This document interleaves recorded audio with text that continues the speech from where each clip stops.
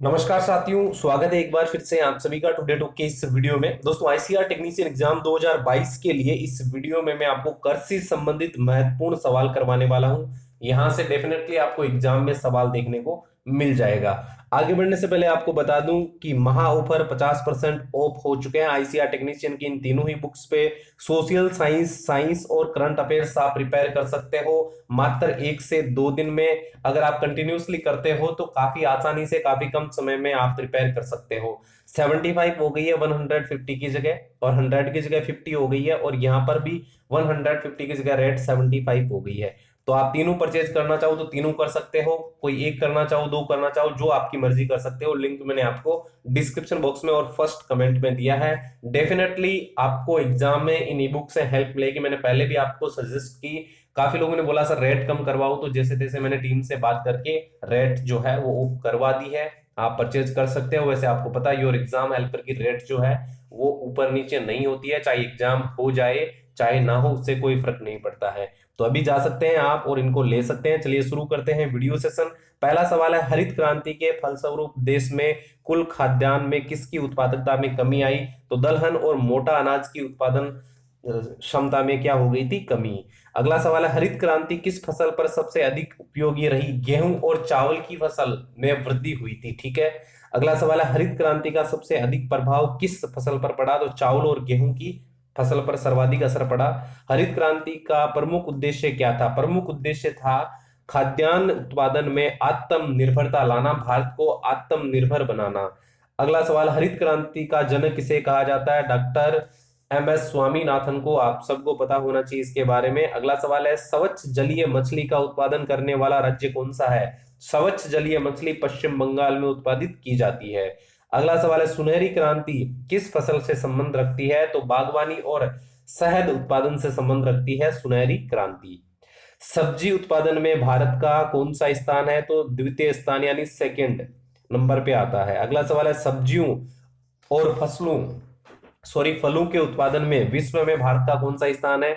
तो दूसरा स्थान है। पहला स्थान चीन का है। सब्जियों और फलों के मामलों में भारत का दूसरा स्थान है। इंपॉर्टेंट है। अगला सवाल देखिए, सबसे अधिक तंबाकू उत्पादित करने वाला राज्य कौन सा है? तो आंध्र प्रदेश और तमिलनाडु में सबसे ज्यादा तंबाकू उत्पादित की जाती है। श्वेत क्रांति का संबंध आप सभी को पता है दूध उत्पादन से है। शुष्क भूमि के लिए सबसे अच्छी फसल कौन सी है? मूंगफली की फसल सबसे अच्छी फसल होती है शुष्क भूमि के लिए। विश्व में चावल के उत्पादन में चीन के बाद किस देश का स्थान है? तो भारत दूसरे स्थान पर है, चीन प्रथम स्थान पर है। विश्व में किसके उत्पादन में भारत का स्थान पहला है? तो आम, चीकू, खट्टा नींबू, केला, नारियल, काली मिर्च, अदरक, हल्दी, इन सभी के उत्पादन में भारत का प्रथम स्थान है। याद रखना सभी को। अगला सवाल है, वर्तमान में भारत में सकल घरेलू उत्पाद में कृषि और संबंध क्षेत्र का योगदान कितना है? अपडेट नहीं हुआ है, इसको 13.67 यहाँ पर दिया गया है। अगला सवाल है, वन से भरी भूमि का प्रतिशत कितना है? तो 21% है लगभग। अगला सवाल, रेसे वाली फसलें कौन सी होती है? कपास, जूट, सन आदि जो है यह रेसे वाली फसलें होती है। राष्ट्रीय रसदार फल अनुसंधान केंद्र कहां पर है? तो ये नागपुर में है। इसके बाद राष्ट्रीय रसदार फल अनुसंधान केंद्र नागपुर हो गया, रिपीट हुआ है। नेक्स्ट क्वेश्चन देखो, रबी की फसल कौन कौन सी होती है? तो गेहूं, चना, जौ, मटर, सरसों, आलू, ये सभी क्या है? रबी की फसलें हैं। अगला सवाल है, मूंगफली में दाने का औसत प्रतिशत कितना होता है? तो 70% दाने का औसत होता है मूंगफली में। मूंगफली भारत में सबसे अधिक किस राज्य में उगाई जाती है? तो गुजरात में सर्वाधिक मूंगफली का उत्पादन होता है। मक्का की खेती किस मौसम में की जाती है? खरीफ के मौसम में दोस्तों मक्का की खेती की जाती है। भारत में यूरिया के मामले में कितना आत्मनिर्भर है? 100% भारत यूरिया के मामले में आत्मनिर्भर है। भारत में हरित क्रांति लाने का श्रेय दिया जाता है डॉक्टर एम.एस. स्वामीनाथन को दिया जाता है। भारत में हरित क्रांति की शुरुआत कब हुई थी? 1967 1968 में। अगला सवाल है, भारत में सर्वोत्तम चाय कहाँ पैदा की जाती है? तो दार्जिलिंग में सर्वोत्तम चाय पैदा की जाती है। भारत में सबसे अधिक रेशम कहाँ पैदा होता है? तो कर्नाटक में सबसे अधिक रेशम पैदा होता है। भारत में सबसे अधिक कौन सी फसल उगाई जाती है? धान भारत में सर्वाधिक उगाया जाता है।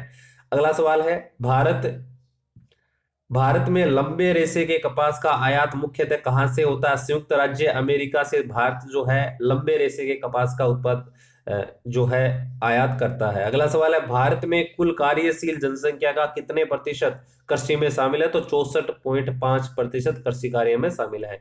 अगला, भारत में कितने प्रतिशत भाग पर चारागाह है? तो 4% भाग पर क्या है? चारागाह है। भारत के जूट का सर्वाधिक क्षेत्रफल वाला राज्य कौन सा है? तो पश्चिम बंगाल। अगला सवाल देखिए, भारत के कुल क्षेत्रफल के कितने प्रतिशत भाग पर खेती होती है? तो 51% क्षेत्र पर खेती होती है। भारत के किस राज्य में गेहूं की खेती नहीं होती? तो तमिलनाडु के अंदर दोस्तों गेहूं की खेती नहीं होती है। भारत की कृषि सबसे अधिक किस पर निर्भर है? तो वर्षा पर निर्भर है सर्वाधिक भारत की कृषि। भारत का सबसे बड़ा सोयाबीन उत्पादक राज्य कौन सा है? तो मध्य प्रदेश भारत का सबसे बड़ा सोयाबीन उत्पादक राज्य है। भारत का सबसे अधिक खाद्यान्न उत्पादन करने वाला राज्य कौन सा है? तो उत्तर प्रदेश सर्वाधिक खाद्यान्न उत्पादन करने वाला राज्य है। भारत का उर्वरक उत्पादन में विश्व में कौन सा स्थान है? तो तीसरा स्थान है उर्वरकों के उत्पादन में भारत का। अगला, बड़े पैमाने पर जूट की खेती किस नदी क्षेत्र में की जाती है? तो हुगली नदी के क्षेत्र में बड़े पैमाने पर जूट की खेती की जाती है।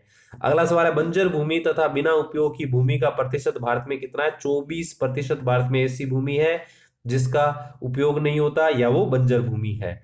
अगला सवाल है, फल उत्पादन में भारत का कौन सा स्थान है? तो दूसरा स्थान है भारत का फलों के उत्पादन में। प्राकृतिक रबड़ में भारत का कौन सा राज्य अव्वल है? तो केरल राज्य अव्वल है। विश्व में केरल का चौथा स्थान है, इंपॉर्टेंट है। अगला सवाल है, नीलगिरी के पहाड़ी क्षेत्रों में कौन सी फसल उगाई जाती है? तो कॉफी की फसल उगाई जाती है। अगला सवाल है, नासिक किसकी खेती के लिए प्रसिद्ध है? तो अंगूर की खेती के लिए नासिक प्रसिद्ध है। नाली क्रांति का संबंध किससे है? तो सॉरी, नीली क्रांति का संबंध किससे है? मत्स्य उद्योग से है। अगला सवाल है, नारियल उत्पादन में भारत का विश्व में कौन सा स्थान है? प्रथम स्थान है नारियल के उत्पादन में, महत्वपूर्ण है। अगला, नकदी की फसल कौन कौन सी है? चावल इनमें से। अगला सवाल देखिए, देश में कुल कृषि योग्य भूमि के कितने प्रतिशत भाग पर गेहूं की खेती की जाती है? तो 15% भाग पर गेहूं की खेती होती है भारत में। दुग्ध उत्पादन में श्वेत क्रांति लाने का श्रेय किसे दिया जाता है? डॉक्टर वर्गीज कुरियन को दिया जाता है। अगला सवाल है, दूध उत्पादन में भारत का कौन सा स्थान है? भारत का प्रथम स्थान है। अगला सवाल, दलहन उत्पादन में भारत का कौन सा स्थान है? कौन सा राज्य आगे है? तो राजस्थान दोस्तों दलहन के उत्पादन में सबसे अग्रिम राज्य है। अगला सवाल है, तिलहन प्रौद्योगिक मिशन की स्थापना कब हुई थी? 1986 में की गई थी। तिलहन प्रौद्योगिक मिशन की स्थापना रिपीट हुआ है। अगला सवाल देखिए, तंबाकू उत्पादन में भारत का विश्व में कौन सा स्थान है? तंबाकू के उत्पादन में भारत का विश्व में कौन सा स्थान है? ये आपका सवाल है, तो तीसरा स्थान है। अगला सवाल है, झूम क्या है? कृषि का एक तरीका है। जायद की फसल कौन कौन सी है? खरबूजा, ककड़ी, खीरा, ये सब जायद की फसलें हैं। अगला, चावल का उत्पादन सर्वाधिक किस राज्य में होता है? तो पश्चिम बंगाल में सर्वाधिक होता है। अगला, गोल क्रांति किसके लिए चलाई गई? तो आलू उत्पादन के लिए दोस्तों गोल क्रांति चलाई गई। गुलाबी क्रांति का संबंध किससे है? तो झींगा उत्पादन से है गुलाबी कृषि का संबंध।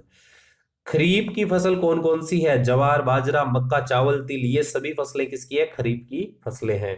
कौन सी क्रांति से संबंधित नहीं है? कृष्णा क्रांति, ये क्रांति से संबंधित नहीं है। केसर सबसे अधिक मात्रा में कहाँ उत्पादित की जाती है? तो कश्मीर के अंदर केसर सबसे अधिक मात्रा में उत्पादित की जाती है। केसर का एकमात्र उत्पादक राज्य जम्मू कश्मीर है, इंपॉर्टेंट है। कृषि शुष्क भूमि क्षेत्र अनुसंधान संस्थान कहां पर है? तो ये आपका है हैदराबाद के अंदर। अगला सवाल है, कृषि को उद्योग का दर्जा देने वाला प्रथम राज्य कौन सा है? तो महाराष्ट्र दोस्तों कृषि को उद्योग का दर्जा देने वाला पहला राज्य है। किस समिति में कृषि जोतों पर कर लगाने की स्तुति हुई थी? तो राज्य समिति ने, ठीक है। अगला सवाल है, किस राज्य को भारत का धान्य भंडार कहा जाता है? तो पश्चिम बंगाल को भारत का धान्य भंडार कहा जाता है। किस फसल के लिए पानी की अधिकता आवश्यक होती है किंतु जमाव नहीं? तो चाय के लिए पानी की आवश्यकता तो चाहिए लेकिन जमाव बिल्कुल नहीं चाहिए। अगला, किस फसल की कटाई व बुआई में सबसे अधिक समय लगता है? तो गन्ने की फसल में सर्वाधिक समय लगता है। किस क्षेत्र को चावल का कटोरा कहा जाता है? तो कृष्णा और गोदावरी के क्षेत्र को चावल का कटोरा कहा जाता है। अगला सवाल देखिए, किस उर्वरक का भारत पूरी तरह आयात करता है? तो पोटासियम जो है इसका पूरी तरह से भारत आयात करता है। कॉफी के उत्पादन के लिए भारत में कौन सी जगह प्रसिद्ध है? तो कुर्ग नीलगिरी की पहाड़ी जो है ये सर्वाधिक प्रसिद्ध है। काजू का सबसे बड़ा उत्पादक राज्य कौन सा है? तो केरल दोस्तों काजू का सबसे बड़ा उत्पादक राज्य है। अंगूर की खेती के लिए कौन सा शहर प्रसिद्ध है? तो नासिक शहर प्रसिद्ध है। तो ये 75 क्वेश्चन मैंने आपको करवाए हैं। डेफिनेटली यहाँ से आपको 1 से 2 सवाल देखने को मिल सकते हैं, क्योंकि जनरली ऐसे सवाल हर एग्जाम्स में पूछे जाते हैं, और आईसीआर का एग्जाम तो एग्रीकल्चर से रिलेटेड है, तो डेफिनेटली यहाँ से सवाल आपसे पूछे जाएंगे। बाकी दोस्तों मिलते हैं नेक्स्ट वीडियो सेशन में। अब तक आपने योर एग्जाम हेल्पर की बेस्ट ई बुक परचेज नहीं की है तो जरूर कर लीजिएगा। अब रेट भी कम हो चुकी है, आपके पास टाइम भी कम बचा है, तो सोचिएगा मत। ज्यादा ज्यादा से ज्यादा आपको कवर करने के लिए तीनों ही ई बुक को अच्छे से निकाल लेना है। लिंक फर्स्ट कमेंट में है और डिस्क्रिप्शन बॉक्स में है। Thanks for watching. मिलते हैं दोस्तों नए वीडियो में, तब तक के लिए सभी को जय हिंद।